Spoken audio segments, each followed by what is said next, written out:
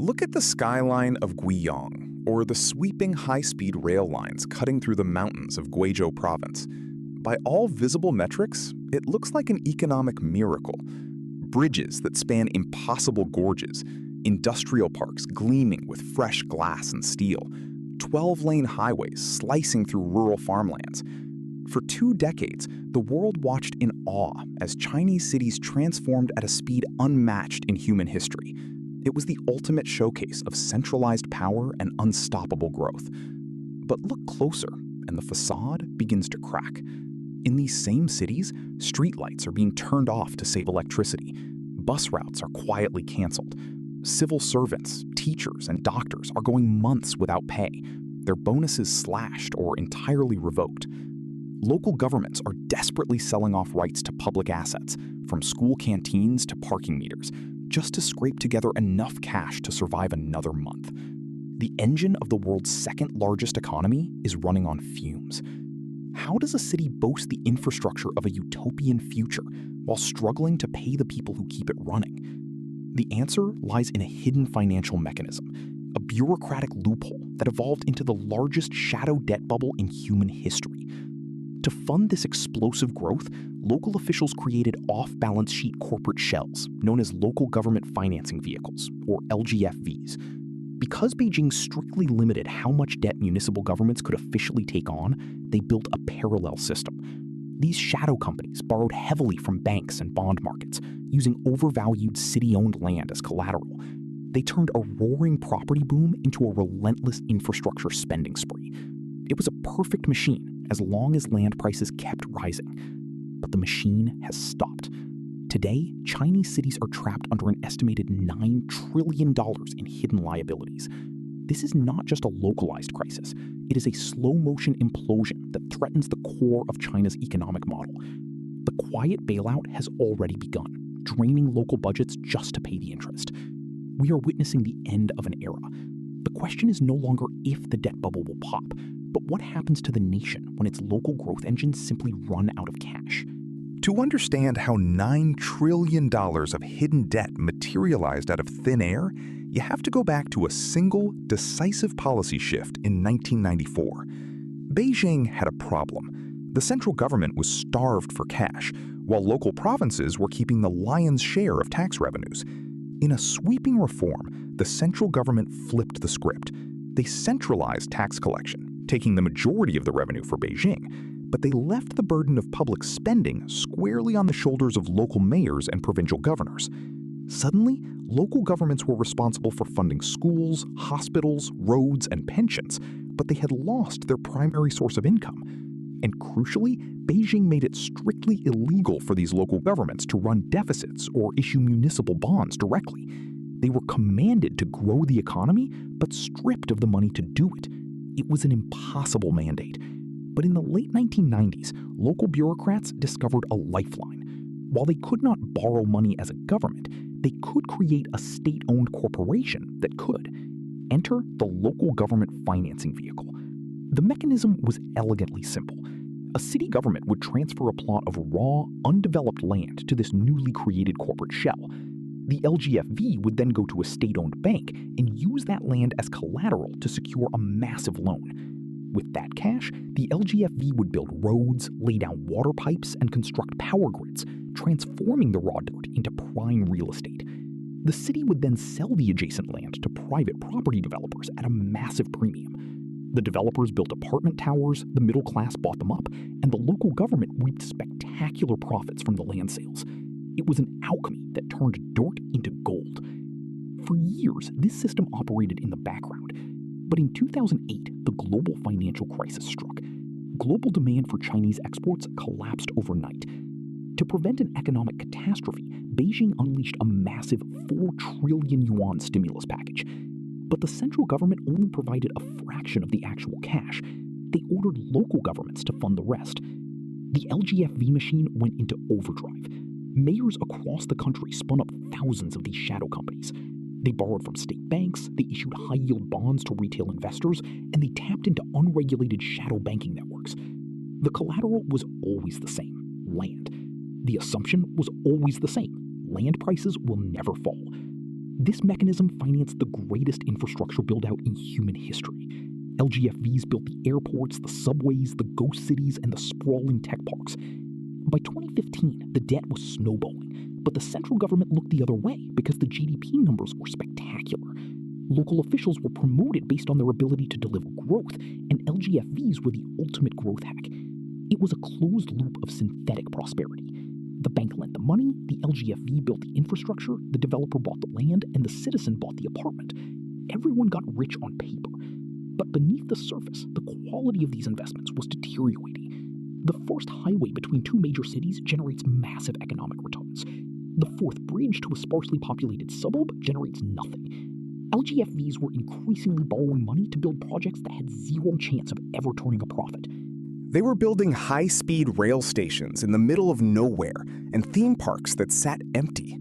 The return on investment plummeted, meaning the LGFVs could not generate enough revenue from their projects to pay back the interest on their loans. They had only one way to survive. They had to borrow new money to pay off the old debt. A classic Ponzi dynamic had taken root inside the state apparatus, and it was all entirely dependent on a real estate market that could never, ever be allowed to cool down.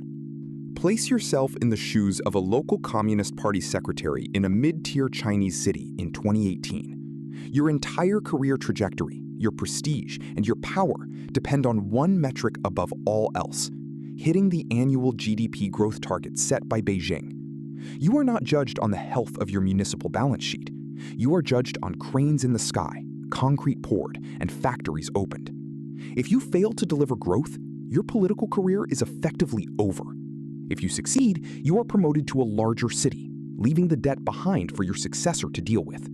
This is the ultimate moral hazard. The incentive structure practically demands reckless borrowing. You know the infrastructure projects you are commissioning are economically unviable. You know the industrial park on the edge of town will likely remain half empty. But you also know that the construction itself generates immediate GDP growth today, while the debt matures a decade from now, long after you have moved on to a prestigious post in Beijing. The LGFV executives are your close allies, often former government officials themselves. They operate in a gray zone of power. They are technically corporate executives, but they wield the implicit backing of the state. Investors buy their bonds not because they believe the underlying project is profitable, but because they believe the government will never allow an LGFV to default. It is an unspoken guarantee. This shadow system breeds localized fiefdoms. LGFVs become empires of patronage, controlling billions of dollars in public contracts. They funnel money to favored construction firms, they hire armies of local workers, and they keep the local economy humming. But the pressure is relentless. Every month, massive interest payments come due. To keep the plate spinning, local officials engage in increasingly bizarre financial engineering. When private developers start to pull back from buying land, the local government orders its own LGFVs to buy the land instead. It is a phantom transaction. The government is essentially selling land to itself, using borrowed bank money, just to record the revenue on its official books and make it look like the municipal budget is healthy. The officials know it is an illusion. The banks know it is an illusion. Beijing knows it is an illusion, but nobody dares to stop the music. To stop the borrowing would mean halting the construction, laying off the workers, missing the GDP targets, and triggering a localized recession. The political cost of austerity is simply too high. So the local secretary signs the authorization for another bond issuance. The LGFV secures another billion yuan. Another useless convention center is greenlit. The can is kicked further down the road. The system functions perfectly, driven by the rational self-interest of every single actor involved. The local official gets a promotion, the bank manager meets their lending quota, the LGFV executive expands their empire. But the debt does not disappear. It accumulates, silently and massively, burying the city's future under a mountain of opaque financial obligations. And then, everything breaks. In 2020, Beijing finally decides the real estate bubble has grown too dangerous. The central government implements the 3 red lines policy, a strict set of regulations designed to choke off easy credit to highly leveraged property developers. The intention is to engineer a controlled demolition of the housing bubble. But in a highly financialized economy, there is no such thing as a controlled demolition. The policy triggers a catastrophic chain reaction. Giant developers like Evergrande and Country Garden collapse under the weight of their own debt. Construction halts on millions of apartments across the country. Citizens refuse to pay mortgages on unfinished homes. And practically overnight, the demand for new land evaporates. Private developers stop bidding at municipal land auctions. This is the fatal blow. For 2 decades, local governments relied on land sales to fund up to 40% of their operating budgets. It was the lifeblood of the municipal state. Without that revenue, the LGFV machine instantly seizes up. The collateral underpinning the entire shadow debt system is suddenly illiquid and plummeting in value. The local governments are suddenly left staring at a $9 trillion wall of hidden debt, and the cash flow required to service it has vanished. The panic begins behind closed doors. By 2022, LGFVs across provinces like Guizhou, Yunnan, and Gansu are quietly defaulting on their private, unregulated loans. They are extending maturities, begging banks for grace periods, and slashing their workforces. But the interest clock never stops ticking. In a desperate bid to stave off a public default that would shatter investor confidence, local governments begin cannibalizing their own cities. This is where the macroeconomic abstraction becomes a brutal public consequence. Municipalities start aggressively issuing arbitrary fines to local businesses, shaking down trucking companies and restaurants just to generate emergency cash. They slash the salaries of civil servants by 20, 30, sometimes 50%. In some cities, heating subsidies are canceled in the dead of winter. Public transport networks are scaled back, leaving commuters stranded. Hospitals delay purchasing essential medical supplies. The grand promise of the Chinese state begins to fracture at the local level. The state is clawing back the wealth it previously distributed. The central government in Beijing is fully aware of the crisis.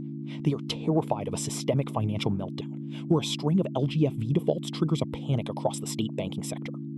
But Beijing is also fiercely resistant to a direct public bailout. A massive federal rescue would reward the exact reckless behavior they have spent years trying to stamp out. It would signal to every local mayor that they can borrow without consequence. So instead, Beijing orchestrates a massive, quiet, and agonizing restructuring. They order the megabanks to roll over LGFV loans at slashed interest rates, extending payment windows to 25 years. They allow local governments to issue a limited amount of special refinancing bonds, essentially swapping the hidden high-interest shadow debt for official lower-interest public debt. It is a giant accounting trick designed to buy time. But buying time does not solve the underlying insolvency. The debt is not forgiven. It is merely stretched out. The burden is shifted from the shadow banks to the state banks, and ultimately to the Chinese public.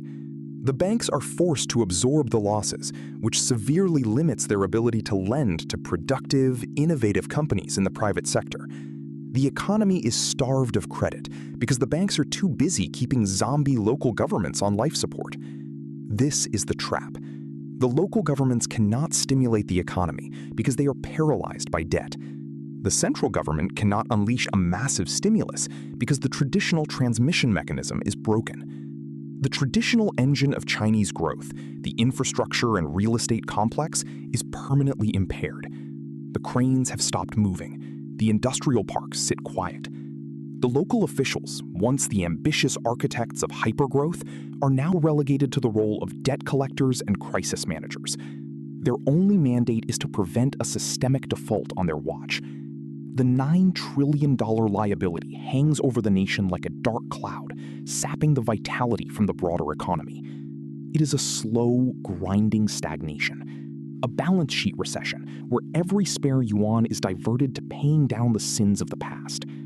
The illusion of infinite, debt-free growth has shattered, replaced by the cold reality of mathematical limits.